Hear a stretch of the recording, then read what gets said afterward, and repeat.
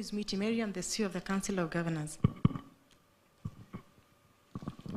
Your Excellency, my name is Benjamin Cheboy, Governor Baringo. Your Excellency, my name is Justus Mogo, Deputy Governor, Embu County. Your Excellency, my name is Mulomi Njuki, Governor of Tharaka Nithi County. Your Excellency, my name is Njoroge Mushiri. I'm the Deputy Governor of Nairobi City County.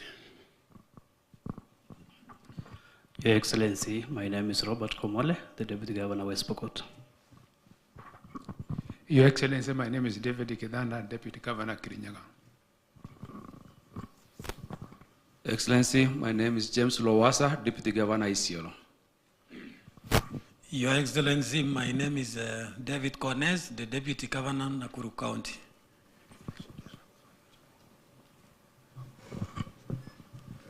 Thank you, Your Excellency. It's my humble pleasure to invite the Chief of Staff.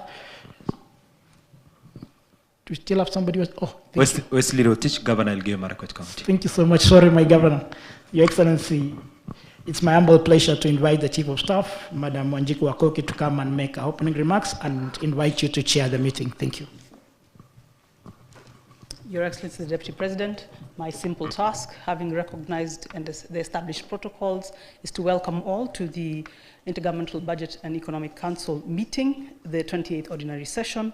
For purposes of attendance, we have a QR code where we have kept all the documents that will be used for this meeting. Kindly, you may access the same. The same should be available on your desk and will be projected as the meeting continues.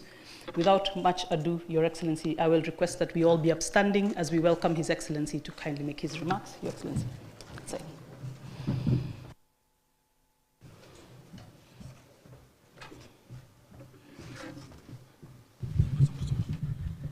Good morning and please be seated. Thank you very much for turning up early. Welcome to the 28th ordinary session of the IBEC. And it is now tradition that this is the cornerstone of our dialogue between the two levels of government.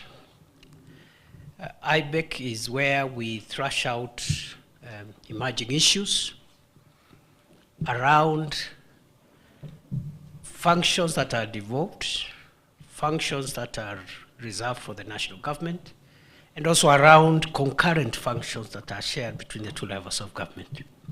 And I think so far we've done a good job.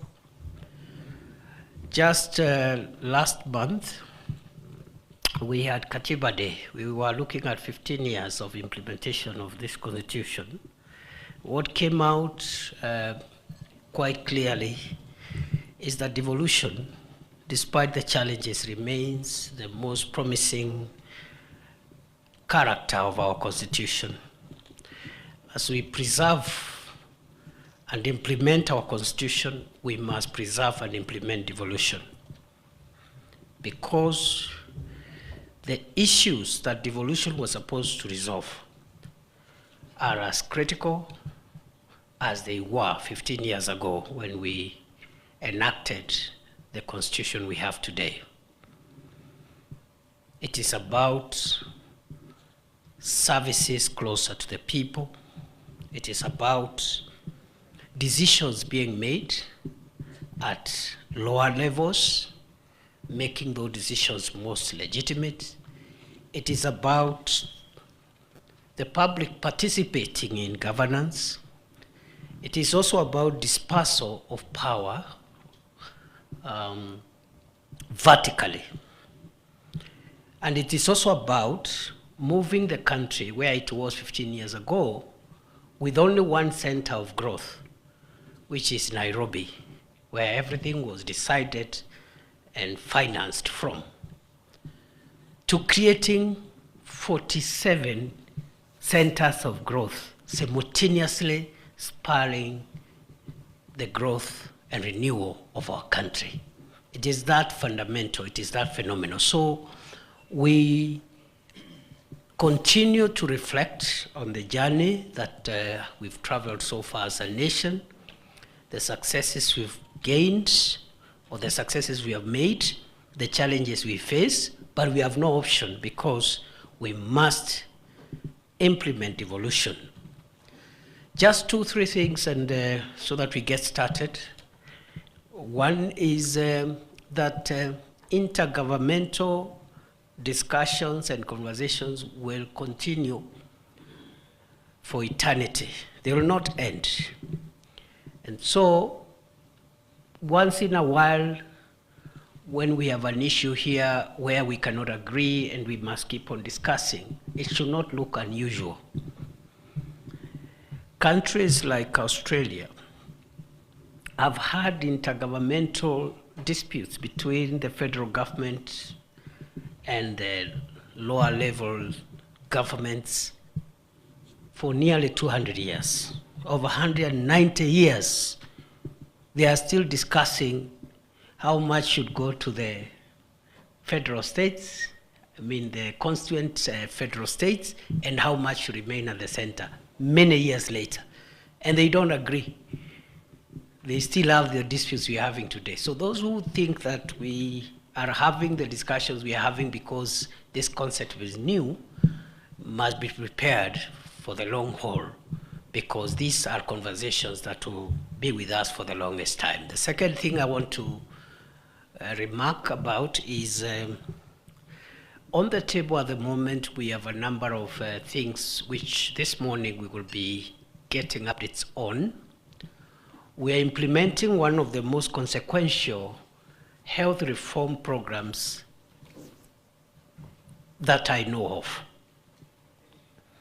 What we are doing around Taifa Care is extremely consequential. Many countries have tried and abandoned providing a publicly funded universal health system. And it's even more graphic when you look at it from a developing world perspective. So Kenya has taken a very bold step, and therefore will be getting at some point today from our brother CS Eden Duale on where we are on the implementation of Taifa Care, and of course there are issues that we want to tidy up along that space as we continue perfecting this program. Around manufacturing, we decided also as a country to take the first step towards manufacturing. And the first step towards manufacturing is aggregation of products for industrial purposes. And that's why we have the KIPES program. Again, the Ministry for Investment, Trade and Industry, especially the State Department for Industry, will help us again canvass the progress we've made around KIPES. We have other pending matters that have been with us for some time. I'll just mention two of them. One is the issue of the costing of the transferred functions, which we must now confront and make sure that resources follow the functions that have been transferred. We must also find time this morning, in the limited time we have, to also get an update on where we are on the pending bills and see how we make progress. You know, the bills now, the pending bills now are at the level of 720 billion, out of which 172 billion is with the county governments, and we must confront that issue and resolve it once and for all. And it is not impossible. It is very possible, actually, to address the pending bills issue if we think innovatively. And I think national government has some lessons we've learned on a few areas on how to unlock some of these issues around pending bills. Lastly, we will also get an update from the Treasury, the National Treasury, on where we are on routine issues, including the schedule of disbursement, but also on the macroeconomic outlook, because the fundamentals of our economy must remain under vigilance throughout, because if they go wrong, everything else we are doing will scatter. Because if the foundation is interfered with, the building is likely to falter. So we'll look at the macroeconomic situation, where we are on raising revenue and funding the two levels of government. And I want to end my remarks by just reminding us, as we pursue our programs, as we pursue our programs across the two levels of government, we must look at our economy as an integrated whole, and therefore the priority policy issues that we are implementing should not be different between the national government and county governments. And the priority issues are 5. 1, we must keep the macroeconomic fundamentals stable. Inflation, price of essential commodities, including foodstuffs, issues around interest rates, issues around the cash reserve ratio, the availability of foreign exchange, issues around the strength of the Kenya shilling. The macroeconomic fundamentals must remain constant or stable.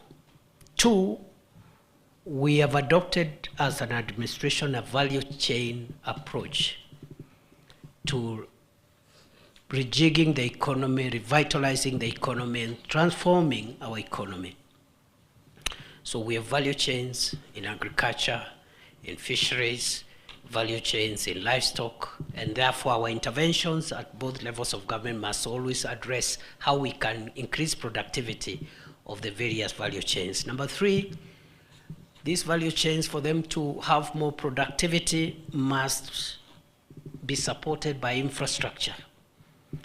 This infrastructure is the roads, it is water, it is energy, it is ICT, and the other physical facilities we are providing, the fresh produce markets, the special economic zones, the KIPES. All this infrastructure is to make sure that the value chains are enabled to be more productive, and in the end, make sure that as many people in Kenya as possible have more incomes in their pockets. Number 4, it's job creation. Everything we do must create additional jobs for more people, because we've had a situation of many years of lack of a strategy, a comprehensive strategy on job creation. And that's what has made us have a sizable youth population that both skilled and unskilled that have no opportunities. So we are very keen to make sure that we create jobs in the economy,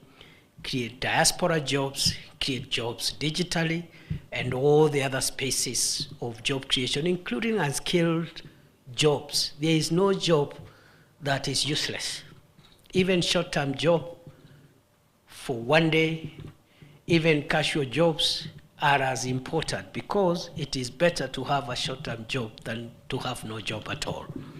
Finally, of course, other than job creation, we have the social enablers that help in the transformation of the economy of the country. And here we are focusing on health. That's why we are very keen on universal health coverage, because a healthy population is a productive population, and that's how you create a wealthy nation. So the social enablers are mainly health and education. And if we put all these things together and pursue this uninterrupted, it is possible to change Kenya in our lifetime and move it from where we are to a better place. With those remarks, I want to invite my brother, the chair of the Council of Governors, to say a few things, and then we can get into the agenda of the day. Thank you very much, and thank you once more for making time.